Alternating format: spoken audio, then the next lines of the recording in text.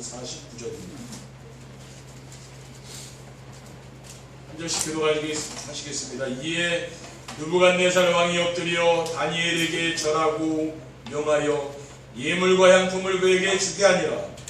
왕이 대답하여 다니엘에게 이르되 너희 하나님은 참으로 모든 신들의 신이시여 모든 왕의 주이시로다. 내가 능히 이 은밀한 것을 나타내었으니 내 하나님은 또 은밀한 것을 나타내시는 이시로다.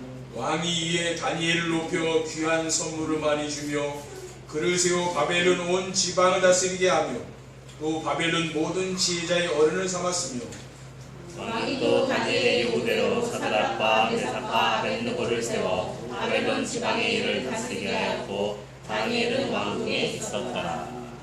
아멘. 오늘은 렘넌트가 서밋이 되는 전도자의 삶이라는 제목으로 하나님의 말씀을 전하도록 하겠습니다. 할렐루야.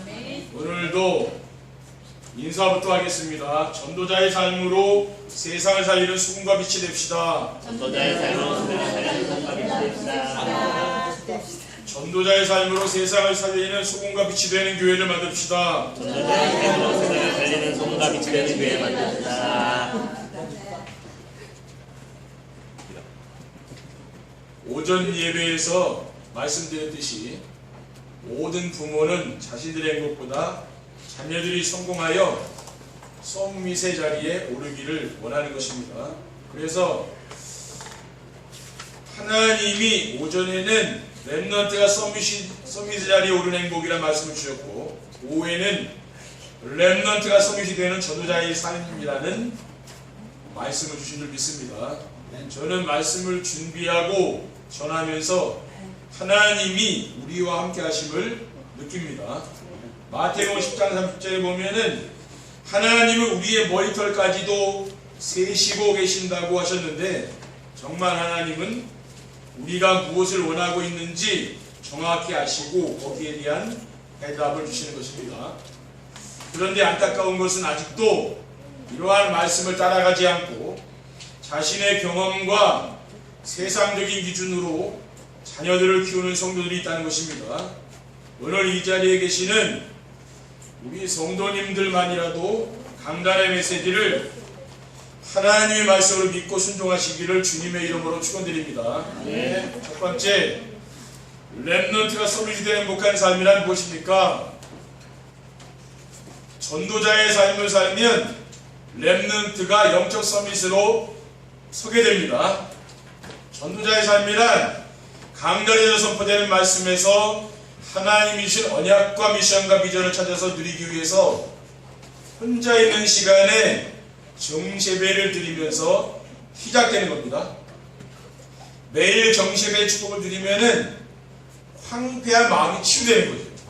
다니엘서 6장 10절에는 다니엘이 이 조세의 왕의 도장이 찍힌 것을 알고도 자기 집에 돌아가서 윗방에 올라가 예루살렘을 향한 창문을 열고 전해하던 대로 하루 3번씩 무릎을 꿇고 기도하며 그의 하나님께 감사했다고 했습니다. 하나님이 주시는 언약과 미션과 비전을 붙잡기 위해서 아침과 밤에 강단의 말씀에 집중하는 시간을 갖는 것입니다. 그러면은 황폐한 마음이 치유가 되는 거죠. 또 산만하고 그렇죠, 이런 마음이 치유됩니다.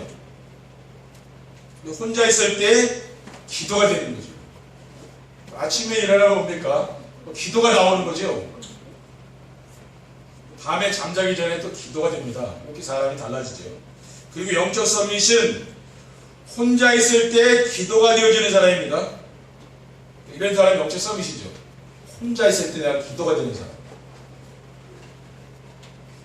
그리고 전도자의 삶을 살면 렘넌트가 기능 서밋으로 서게 됩니다. 기능 서밋이란 자신의 기능으로 살아계신 하나님을 증거하는 사람이죠. 직업에는 귀천이 없듯이 기능 서밋도 귀천이 없습니다. 그러므로 특별한 일을 해야만 기능 서밋이 될 수 있다는 생각을 버려야 합니다. 무슨 일을 하든지 최고가 되면 되는 거죠. 자기 분야에서 최고가 되는 겁니다. 성경에 보면은 양을 칠 때 사용하던 물맷돌로 골리앗을 쓰러뜨린 다윗이 기능섬이십니다. 사무엘상 17장 48절에 49절에는 블레셋 사람이 일어나 다윗에게로 마주 가까이 올 때에 다윗이 블레셋 사람을 향하여 빨리 달리며 손을 주머니에 넣어 돌을 가지고 물매를 던져 블레셋 사람의 이마를 치매 돌이 그의 이마에 박히니 땅에 엎드러지니라. 다윗이 돌 던지는 기능이 있지 않습니까? 이것이 하나님께 쓰임받은 겁니다. 그리고 다윗이 혼자 있을 때 누렸던 하나님이 그의 기능을 사용했다는 거예요. 다윗은 혼자 있을 때 무엇을 누렸습니까? 양을 치면서 하나님을 찬양하고 또 하나님의 말씀을 암송하고 묵상하고 하나님께 기도한 것이죠. 산에서 뭐 할 일이 그밖에 더 있습니까? 사무엘상 17장 34절에 35절에 다윗이 사울에게 말하되 주의 종이 아버지 양을 지킬 때에 사자나 곰이 와서 양떼에서 새끼를 물어가면 내가 따라가서 그것을 치고 그 입에서 새끼를 건져내었고 그것이 일어나 나를 해하고자 하면 내가 그 수염을 잡고 그것을 쳐 죽였나이다. 아버지의 양을 칠 때에 사자와 곰을 물리친 거죠. 이것이 골리앗을 만났을 때에 쓰임받게 된 거죠. 하나님이 뭡니까? 평상시에 하나님을 누렸던 다윗이 하나님이 그 사람의 기능을 썼다는 거예요. 다윗은 뭘 누린 겁니까? 하나님을 누린 거죠. 하나님을 누렸는데 하나님은 다윗을 쓰셨다는 거예요. 그러므로 기능섬이 되기 위해서 특별한 사람이 되려고 하지 말고 자신이 하는 일 속에서 나와 함께 하시는 하나님을 누리며 만나는 사람들에게 자신이 누리고 있는 하나님을 보여주면 됩니다. 그렇죠?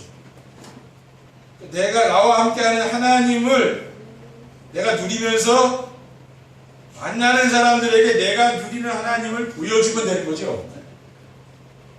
그러기 위해서는 내가 삶 속에서 정말 하나님이 나와 함께 하시는데 내가 주변 사람들이 지금 그 모습을 지금 보고 있을까? 이 생각을 해봐야 되는 거예요.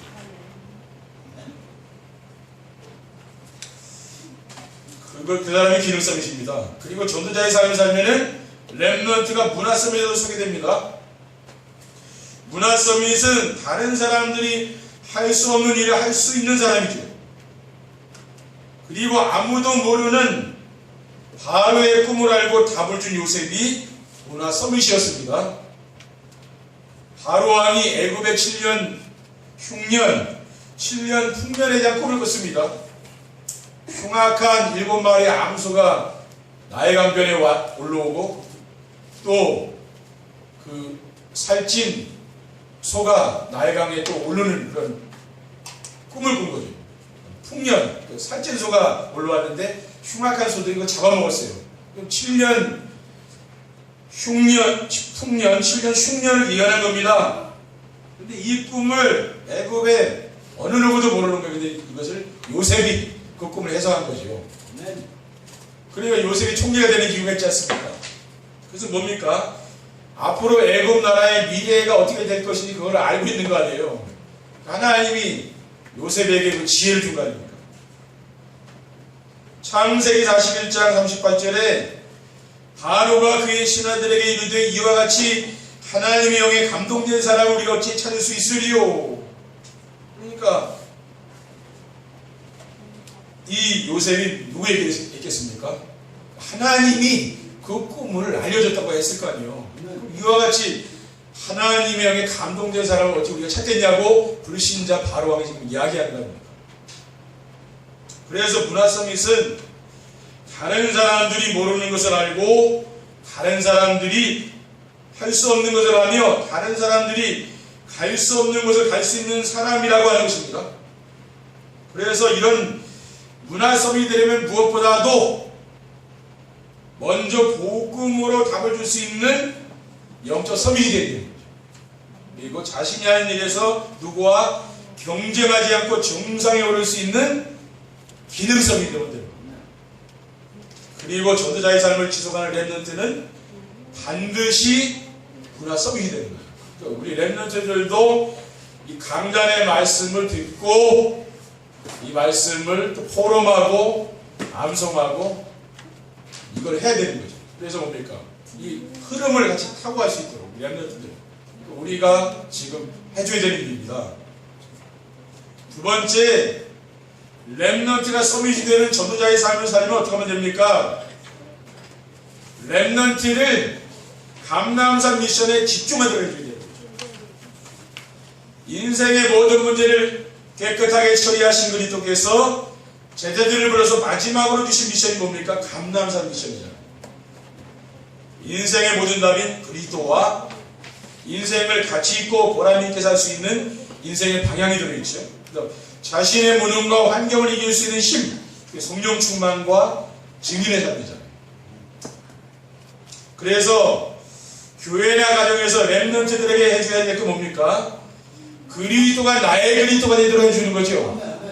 그리고 자기 중심의 삶을 그리스도 중심으로 바꾸도록 해줘야 됩니다. 또 하나님 나라가 나의 배경이 되도록 해줘야 되는 거죠. 그러니까 물질 중심의 이 배경을 뭡니까? 하나님 나라로 바꿔주는 겁니다. 그리고 성령 충만을 받아서 증인이 되도록 해줘야 됩니다. 그러니까 성공 중심의 삶을 오직 성령 충만으로 바꿔주는 거죠. 창세기 3장의 자기 중심, 물질 중심, 성공 중심의 삶을 인생의 답인 그리스도, 하나님 나라, 오직 성령과 증인의 삶으로 바꿔주는 겁니다. 그게 바로 감남산 미션. 이게 집중을 해야 돼요. 집중하면 바뀝니다. 렘넌트들이 가지고 있는 상처를 치유해줘야 됩니다.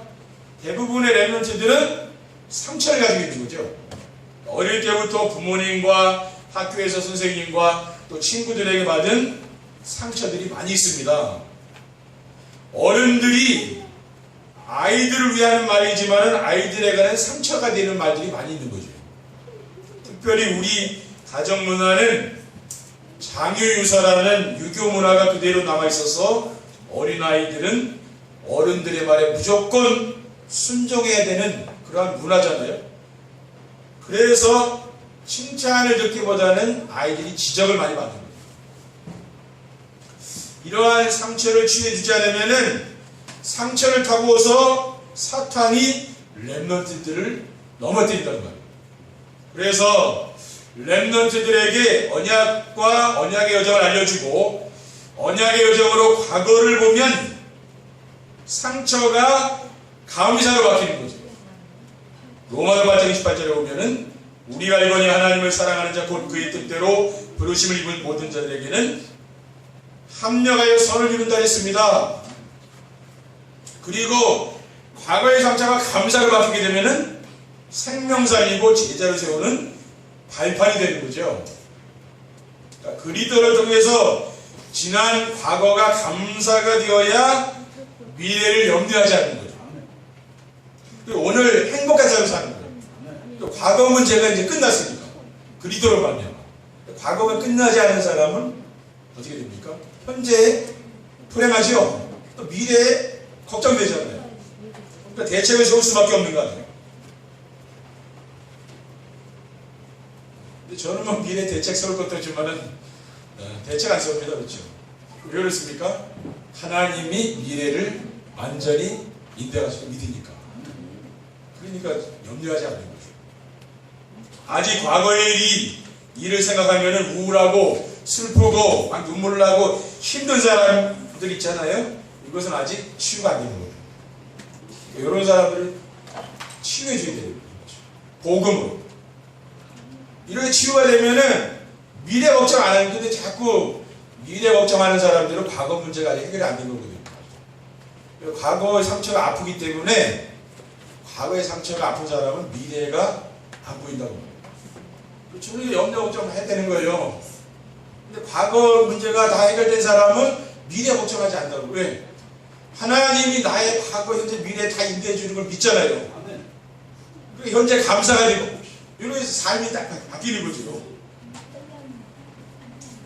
빌립보서 4장 6절에 아무것도 염려하지 말고 다만 모든 일에 기도 간구로 너희 구할 것을 감사로 하나님께 아뢰라고 했습니다. 아멘. 그리고 애굽의 총리가 된 요셉이 형들을 만났을 때 무엇이라고 했습니까? 창세기 45장 5절에 당신들이 나를 이곳에 팔았다고 해서 근심하지 마소서, 한탄하지 마소서, 하나님이 생명을 구원하시려고 나를 당신들보다 먼저 보내셨나이다. 요셉은 어떻습니까? 과거에 형들의 상처가 없는 거예요. 다 복음으로 치유된 거죠. 그러니까 어떻게 했습니까? 생명을 구원하려고 나를 당신들보다 앞서 보냈다는 거죠. 그렇죠. 하나님이 우리의 상처가 치유되면 생명 살리는 사람으로 딱 바뀌죠. 그렇죠. 어떤 사람을 만나도 정죄하고 사람 죽이고 그것은 복음이 아닙니다. 그렇죠. 복음이 있는 사람은 특징이 뭐냐면은 죽어가서 지금 다 죽어가는 사람도 살리다고 그게 특징이에요. 예수님 어떤 사람입니까?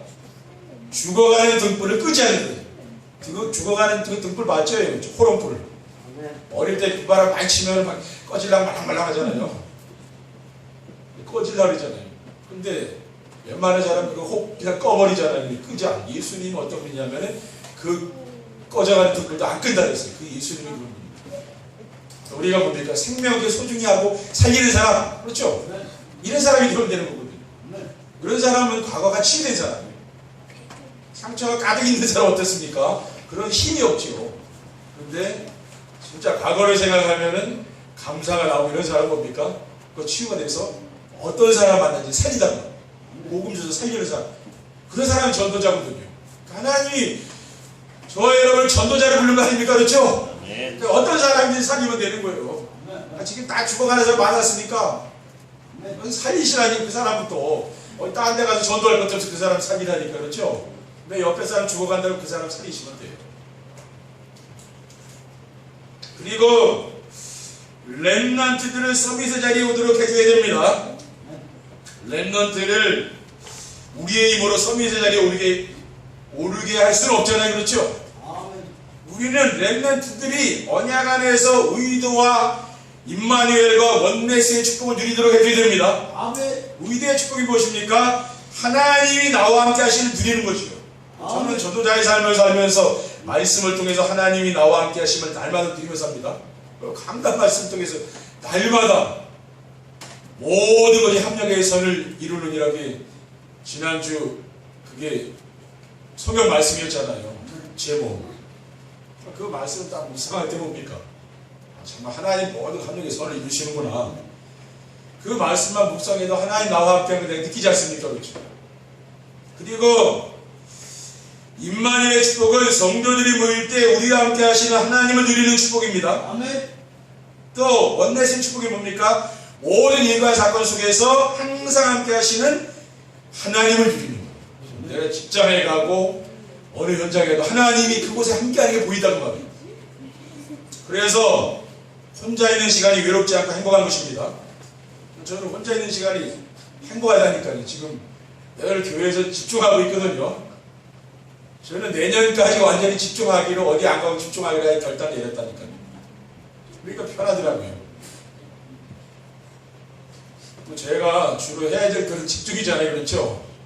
제가 지금 하나님께 질문하는 게 내가 지금 뭘 해야 되겠습니까? 자꾸 질문해 보거든요. 우리 성도들을 위해서 중직자를 위해서 내가 지금 뭐 해야 되겠습니까? 제가 해야 될 그 시간표는 집중이더라고요. 그냥 한번 해보세요. 여러분 나름대로 집중이죠. 그냥 정시예배 하시면 돼요. 그리고 말씀 안에서 하나님이 주신 나와 나의 것과 나의 현장을 찾도록 해줘야 됩니다. 예레미야 1장 5절에 내가 너를 모태에 짓기 전에 너를 알았고 내가 배에서 나오기 전에 너를 승별하였고 너를 여러 나라에 선지자를 세웠다고 했어요. 이게 나죠. 그리고 베드로전서 2장 9절에 보면은 그러나 너희는 택하신 족속이요 왕같은 제사장들이요 거룩한 나라요 그의 수익하는 백성이니 이는 너희를 어두운 데서 불러내어 그의 귀한 빛에 들어가게 하신 이 아름다운 덕을 선포하랍니다. 이런 말씀을 묵상하는 것을 바랍니다. 이게 나의 것이라. 하는 게 나의 것이라. 이게 나의 것이에요. 이게. 그렇죠. 왕, 선지자, 제사장을 하나님 불렀잖아요. 그리고 하나님이신 나의 현장이 뭡니까? 성도들의 가정, 교회, 직장, 이거 살리라고 하나님 부른 거 아닙니까? 그렇죠? 여러분 가정, 또 교회 살리고 직장 살리라고 보낸 거 아니에요? 그리고 주변 사람들과 경쟁하지 않고 9가지 포인트를 실천하며 살도록 해줘야 됩니다. 과거, 현재, 미래를 동시에 보는 건 뭡니까? 정보, 이걸 과거, 현재, 미래를 동시에 봐야 돼요. 그렇지 않으면 그 잘못된 정보일 수도 있다는 말이에요. 인간관계 어떡합니까? 인간관계는 항상 우리 상사가 있잖아요. 윗사람. 또 아랫사람도 있고 또 동료들도 있잖아요. 이걸 보라고 말이에요. 그러면은 소통과 배려를 하는 삶이 되는 거죠. 그리고 복음을 어떻게 봐야 됩니까? 깊이 넓이 높이를 가지고 봐라. 복음도 그렇죠. 고린도서 2장 6절에 7절에는 그러므로 너희가 그리스도 예수를 주로 받았으니 그 안에서 영화되 그 안에 뿌리를 박으며 세움을 받아 교훈을 받은 대로 믿음에 굳게 서서 감사함을 넘치게 하라. 그러니까 복음도 뭡니까? 뿌리를 깊이 내려야 된다고 말이에요. 그러면은 그 사람을 흔들리지 않는 거예요. 그러니까 복음의 깊이 뿌린 넓이 높이 깊이가 있는 거예요. 그러니까 여러분이 뭡니까? 이것을 실천하는 삶을 살아가는 말이에요. 세 번째, 렘넌트가 서비스되는 전도자의 삶을 살면 어떻게 됩니까? 렘넌트가 서비스되는 전도자의 삶을 살게 되면은 자신도 모르게 인생의 근본 문제가 치유되는 거죠. 우리 렘넌트들에게 감람산의 미션에 집중하도록 해주려고 하면은 내가 먼저 그리스도가 나의 그리스도가 되어야 됩니다. 그리스도, 그러면 무인도에 가 있어도 괜찮은 걸 외롭지 않아요. 그리스도가 뭡니까? 나와 함께 계시잖아요. 근데 이게 안 믿어지면 외로운 거 아니겠죠. 자꾸 전화해야 되고. 그렇죠. 왜 그렇습니까? 외로우니까 사람은. 나이가 들어서 외롭잖아요. 근데 하나님이 나와 함께 하는 축복을 누리게 되면은 이런 게 없다고 말이죠. 아무도 안 와도 상관없는 거예요. 왜? 나하고 하나님과 함께 있으면 돼요. 그리고 그리스도가 나의 그리스도가 되면은 하나님 나라가 이루어지는 것을 알 수가 있습니다. 그러면서 따라오는 것이 성령 충만이에요. 이렇게 되면은 자신도 모르는 사이에 자기 중심, 물질 중심, 성공 중심의 삶에서 벗어나게 된다. 자꾸 내가 걸림돌 되는 거 아닙니까? 그렇죠? 내가 없으면 되는 거예요. 나는 죽고 내 안에 그리스도가 사신다는 거죠. 이게 되면 갈라디아 2장 20절이 되면 되거든요. 근데 이게 안 되면 자꾸 문제가 되는 거야. 자꾸 나니까 자꾸 상처받고 내가 시험 들고 나니까 그렇게 되는 거거든요. 내가 없으면은 아무 문제 안 된다는 말이에요. 그렇죠? 이게 뭐냐면 근본 문제입니다. 치유돼야 됩니다. 그리고 자녀들과 소통이 되어지며 가정이 천국으로 변화됩니다. 집에서 가족들과 함께 정신의 축복을 드리게 되면은 자녀들과 소통이 되는 거죠. 그러니까 정신에 같이 드려라. 같이 강단 말씀 듣고 호로 마시라니까. 그렇죠? 우리 식사할 때 이렇게 제 메시지가 틀어주고 이렇게 해요. 그럼 아이들도 같이 들을 수 있도록. 그래서 말씀을 듣고 포럼을 하면서 서로가 이해가 되면서 과거의 상처들이 치유가 되는 걸 알 수가 있습니다. 이게 말씀 포럼하면서 치유가 되는 거죠. 그래서 전도자의 삶은 뭐냐면은 내가 먼저 살고 가정이 살아나면 교회가 살아나는 거예요. 여러분이 은혜 받은 말씀 있죠? 이것을 가지고 모든 사람을 살리고 요즘 한 주간 제가 강단에 선포된 이 말씀을 가지고 제 모든 현장 가서 얘기해요. 그건 생명 살리는 거거든요. 우리 이것을 가지고 하는 거예요. 다른 메시지가 아니라 강렬에 떨어진 메시지를 가지고 내 자녀들과 소통하고 포럼해야 되는 거예요. 그렇지 않으면 확인할 필요 없잖아요. 내 자녀가 말씀을 제대로 따라가지고 어떻게 확인이 돼? 그 확인이 안 되잖아요. 내가 하는 것 말고는 확인이 안 되는 거예요. 그렇죠? 지금 내가 하고 있어야지 되는 거지. 나도 안 하는 걸 자녀들한테 강요해서 되겠습니까? 그리고 그 점검할 필요 없잖아요. 근데 내가 하는 것은 자연스럽게 점검이 되는 거예요. 그리고 삶의 현장에서 전도가 되고 제자가 세워지는 영적 서밋이 됩니다. 응답 중에 최고 응답이 무엇입니까? 하나님이 함께하는 거예요. 그 다음 행복 중에 최고 행복이 뭐라고 했습니까? 하나님이 함께 하심을 느끼는 거죠. 그래야 행복하다니까요. 그러면은 하나님이 우리와 함께 하시면 어떻게 할 수 있습니까? 하나님이 함께 하시면은 전도가 되어지고 제자가 세워지는 것을 알 수 있다고 말해요. 하나님 나와 함께 하는 거예요. 그러면서 영적 서비스에 딱 올라가게 되는 거예요. 그래서 우리가 할 수 있는 것은 하나님이 나와 함께 하시면 누릴 수 있는 정시예배를 드리기만 하면 됩니다. 그렇죠? 정시예배 하다 보면 강단의 말씀을 듣다 보면은요 하나님이 정말 말씀 어떻게 나와 함께 하는 게 늘 느껴져요. 그게 느려진다니까요. 그게 돼야 되는 거예요, 말은. 그러면은 우리의 황폐한 마음이 치유되죠. 그러면서 혼자 있는 시간에 기도가 된다고 말이에요. 또 혼자서 기도가 되어지면 찾아오는 연도가 되면서 하나님이 준비해둔 제자를 만나게 되는 겁니다. 이게 순서거든요. 그러니까 이거 되시면은 다 되게 돼 있어요. 우리가 전도가 되는 것도 전도가 되는 게 쉬운 건 아니죠, 그렇죠? 그렇잖아요. 전도가 내 힘으로 되는 것도 아니고 또 우리 성도님들은 또 교회에 뭐 전도하러 오신 것도 아니잖아요, 그렇죠? 그런데 여러분이 전도자의 삶을 살면은 여러분 인생의 전도가 되고 제자가 세워지거든요. 하나님이 나에게 원하시는 삶 내가 살고 있기 때문에 그게 되는 거예요. 그럼 하나님이 지금 우리에게 원하시는 게 뭡니까? 하나님 원하시는 것은 전도자의 삶이 살기 원하는 거죠. 그리고 하나님 우리가 행복하게 살기 원하는 거 아니에요. 그래서 1부 메시지는 행복이에요. 2부 메시지는 전도자의 삶이라고 합니다. 하나님 지금 우리가 원하시는 게 이거라는 거예요. 근데 우리가 이 전도자의 삶을 살기만 해도 하나님은 여러분을 기뻐하셔서 모든 응답을 다 주신다는 말이죠. 바로 이거거든요. 근데 사실은 이걸 해야지 우리가 다른 거 할 게 뭐가 있습니까? 그렇죠. 그리고 우리 후대들도 우리가 똑같이 길러내는 거예요. 복사판으로. 그럼 뭡니까?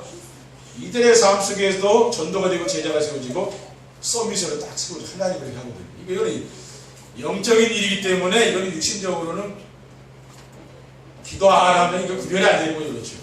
근데 우리가 조금만 기도해봐도 이게 맞거든요. 이렇게 되면은 여러분이 삶이 되어지는 응답이다. 가정도 되고 여러분 직장도 되고 사업도 되고요. 모든 게 되는 거예요. 그럼 되는 길로 가야지 안 되는 길로 가면 안 되는 거예요. 여러분이 조금만 집중하시고 시간을 투자하시면 된다는 거예요. 그렇죠? 그러면 이 말씀이 딱 1부 메시지, 2부 메시지 딱 이 머릿속에 딱 잡히지 않습니까? 저는 그게 잡히더라고요. 그래서 딱 오늘 지난 주간 무슨 메시지 전했는지가 딱 빼지는 거예요. 1부, 2부로 딱딱. 그러니까 그거 잡고 기도하는 거예요. 하나님 계속 함께 하는 거 아닙니까? 그거거든요. 그러니까 여러분이 어려운 거 아니니까 정말 이번 한 주간들 렘넌트들을 서비스를 세우는 그러한 축복 누리시기를 주님의 이름으로 축원드립니다. 기도하겠습니다.